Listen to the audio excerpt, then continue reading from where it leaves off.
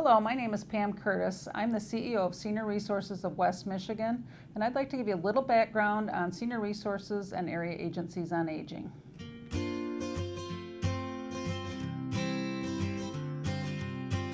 Area Agencies on Aging are experts in aging, especially home and community-based care. We were started back as part of the Older Americans Act back in the 1960s, but weren't put into federal law until 1974, but we've been around in our communities since that time.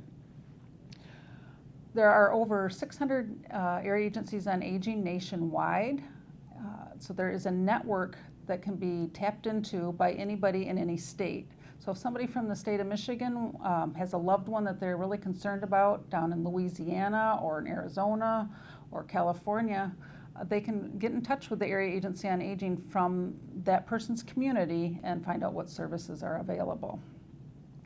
Senior Resources is one of 16 area agencies on aging in the state of Michigan, and we provide services to older adults and caregivers in Muskegon, Ottawa, and Oceana counties. Our mission is to make sure that there's a comprehensive and coordinated system of services available to older adults and caregivers in our region. So we're trying to keep people independent in their homes for as long as possible and make sure that the services exist in the community to do that. Seniors are the fastest growing segment of the population right now, and in the past 20 plus years we've seen a tremendous growth in the number of older adults, and that is going to continue to grow. We have seen our budget grow from a $2 million budget back when I started over 20 years ago to a $22 million budget these days, and the number of people we've served has just boomed with that as well. People often wonder where we receive our funding. We receive federal, state, and local funding to help put the programs into the community. Those are your tax dollars at work, and we like to be accountable to you on where those funds are going. We are also a pre-ambulatory health plan for Medicaid and provide a tremendous amount of services to keep older adults in their homes and out of nursing homes. In addition, we have some direct-to-consumer private pay programs for people that have the funds and are able to pay out of pocket. We really focus on 3 different areas. If something doesn't fit into one of these 3 areas, it's probably not a good fit for Senior Resources. We focus on area planning and program development. We go out into the community, we talk to older adults, we talk to family members, we talk to caregivers, talk to professional caregivers, and ask them what are the needs that are in the community, what's missing, what's there, what does there need to be more of.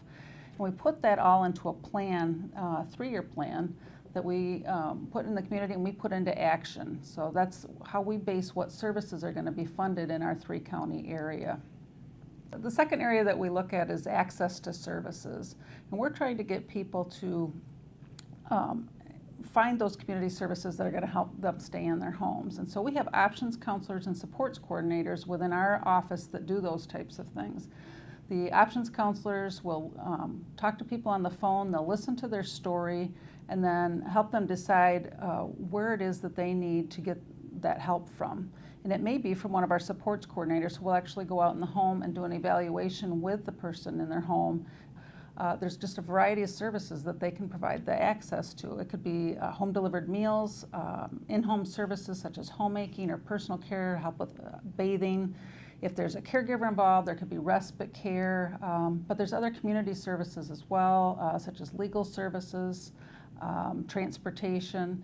Any of those types of services that are available, they can kind of walk through and find out what it is that that person needs and what's most important to them. Sometimes what's important to us as we go in and evaluate might not be what's important to the person they're talking to, and it's important to listen to them and address their needs versus what we perceive their needs to be.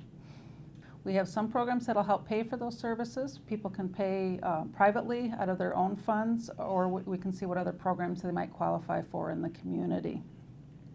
Part of accessing services is that provider network, and we contract with over 100 different providers in our 3-county region, and those are local business, they're local agencies, and they are our service network. Without them, we are dead in the water, and our older adults wouldn't be able to stay in their own homes. basically with accessing services, we want people to call us and tell us their story, and we'll help hook them up and help them find what they need in the community. The third area that we really look at is advocacy. And advocacy can happen in a variety of different situations. It can happen in the home with those supports coordinators when they're out helping try to find a service for somebody.